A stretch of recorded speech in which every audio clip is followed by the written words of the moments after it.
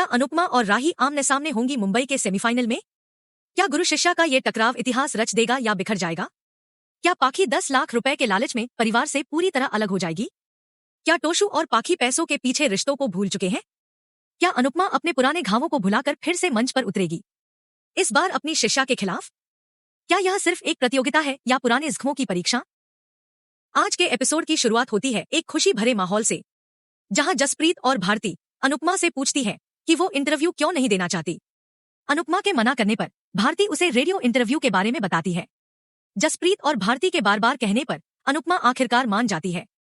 तभी रीटा वहां आती है डांस टीम के चयन की सूची लेकर, लेकिन अनुपमा उस समय पंडित जी के पास जाने की तैयारी कर रही होती है, इसलिए जसप्रीत उस सूची को पढ़ने लगती है। जैसे ही वह अहमदाबाद की चयनित टीमों के नाम पढ़ती है, उसे खांसी आ जाती है और इस बीच अनुपमा वहां से निकल जाती है। दूसरी ओर कोठारी मेंशन में सभी लोग एक साथ बैठे होते हैं। राजा डांस प्रतियोगिता में चयनित टीमों के नाम पढ़ रहा होता है और वह जैसे ही डांस रानिया का नाम लेता है, जो कि चौल की औरतों की टीम है, तो प्रग और पारी उनकी तारीफ करने लगते हैं।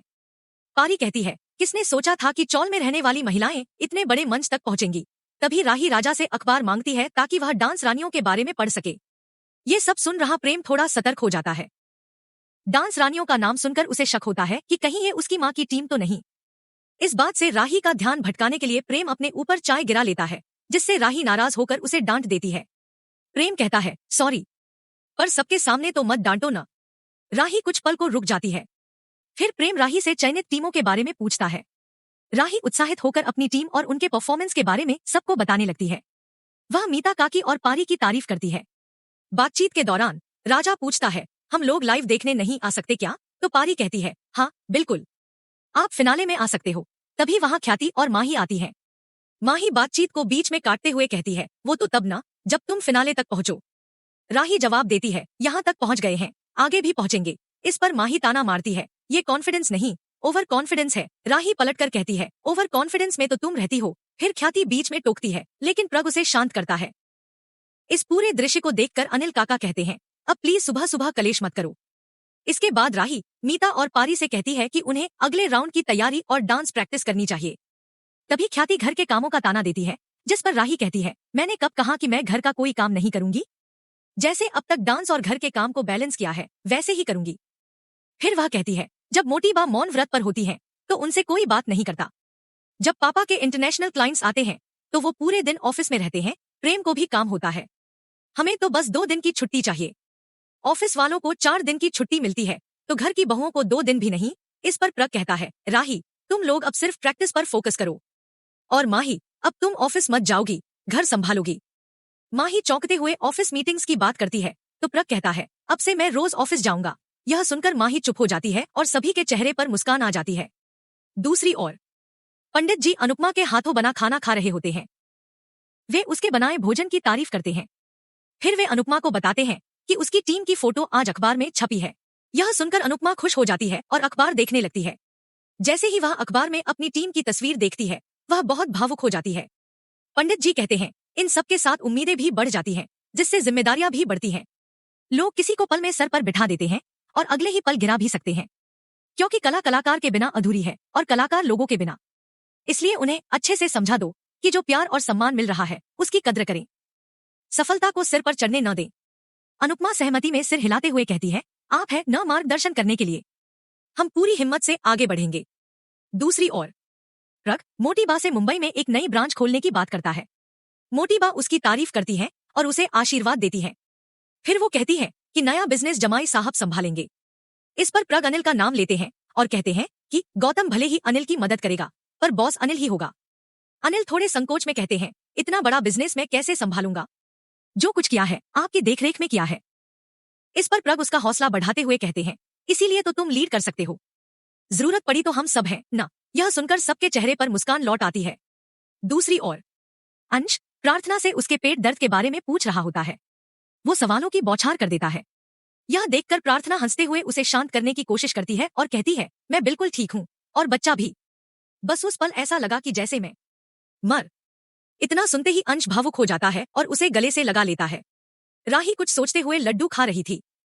तभी प्रेम ने उससे पूछ लिया, क्या हुआ राही, इतनी उलझन में क्यों हो? राही एक गहरी सांस लेकर अपने मन की बात बताने लगती है। वो कहती है कि उसे दूसरे डांस ग्रुप्स की जानकारी मिली है, खासकर चंडीगढ़ और मुंबई वालों की। वो उनके प्रदर्शन से थोड़ा चिंतित हो उठी है। फिर वो डांस रानीज की परफॉर्मेंस और उस पर छपे एक आर्टिकल के बारे में बताती है। वो खुद को लेकर आत्मविश्वासी है, लेकिन स्वीकार करती है कि शास्त्रीय नृत्य में उसे अभी भी बहुत सुधार की जरूरत है। बातों बातों में वो पंडित जी का जिक्र करती है और कहती है, काश मैं मुंबई चली गई होती तो पंडित जी से नृत्य सीख लिया होता।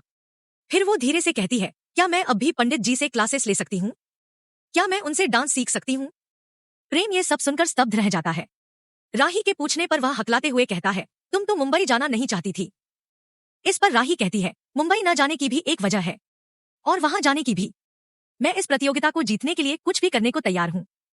वो प्रेम को मनाने की कोशिश करती है। फिर वो कहती है कि वह पंडित जी से फोन पर बात करेगी। यह कहकर वह वहां से चली जाती है। उसके जाते ही प्रेम सोच में पड़ जाता है। वह खुद से बड़बड़ाता है, अगर राही मुंबई में मम्मी से टकरा गई तो? अगर मम्मी को पता चल गया कि राही उसी प्रतियोगिता में हिस्सा ले रही है तो क्या होगा? फिर वह एक दृढ़ निश्चय के साथ खुद से कहता है, मुझे राही के साथ जाना ही होगा। दूसरी ओर पंडित जी अनुपमा से पौधे को खाना देने की बात कर रहे होते हैं। तभी उनका फोन बजता है। अनुपमा फोन उठाने के लिए बढ़ती है, लेकिन गुरुजी खुद फोन उठा लेते हैं। फोन पर राही होती है। वह पंडित जी से नृत्य सीखने की बात करती है। पंडित जी सहमति दे देते हैं। राही कहती है कि वह कल ही वहां आ जाएगी। फोन रखते ही पंडित जी अनुपमा को बताते हैं कि उनकी एक शिष्या कल आएगी और अनुपमा से कहते हैं कि वह उसके लिए कुछ विशेष तैयार रखे। फिर पंडित जी गंभीर होते हुए कहते हैं, इस हालत में हम उसे नृत्य नहीं सिखा पाएंगे।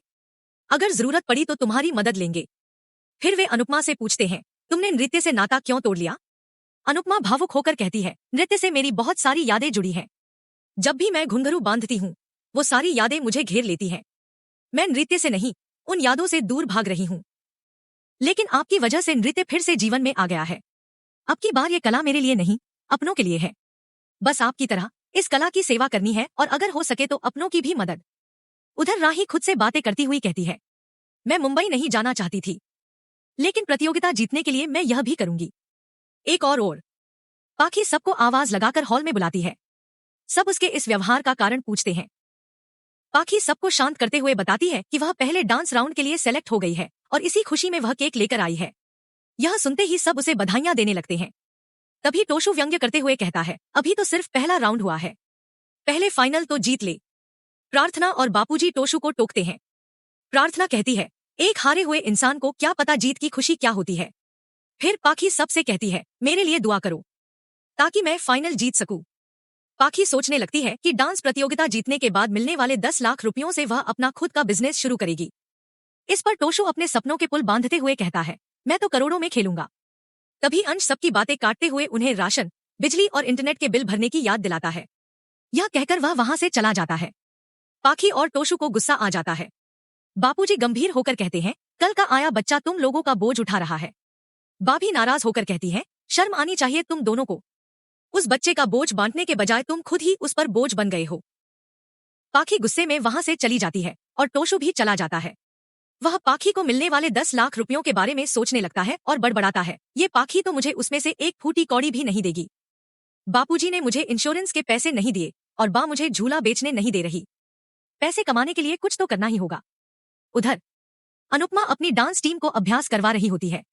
वह उनके डांस स्टेप्स में मदद कर रही होती है। सरिता मुस्कुराती हुई डांस कर रही होती है। अनुपमा के पूछने पर वह अपनी उत्सुकता जाहिर करती है। तभी रीता रिहर्सल बंद करने की बात कहती है। इस पर अनुपमा उसे समझाते हुए कहती है, अब जितनी मेहनत हम रिहर्सल में करेंगे, जितना पसीना बहाएंगे, उसी का नतीजा तालियों की गूंज में मिलेगा। अगर अब मेहनत में कमी की तो परफॉर्मेंस के वक्त पछताना पड़ेगा। यह सुनकर सभी फिर से अभ्यास के लिए तैयार हो जाते हैं। फिर अनुपमा उन्हें समझाती है कि जीत के बाद होश कैसे संभालना है। वह कहती है, जीत के साथ सिर्फ खुशी नहीं आती, जिम्मेदारियां भी आती है। बेहतर करने की जिम्मेदारी और आगे बढ़ते रहने की जिम्मेदारी।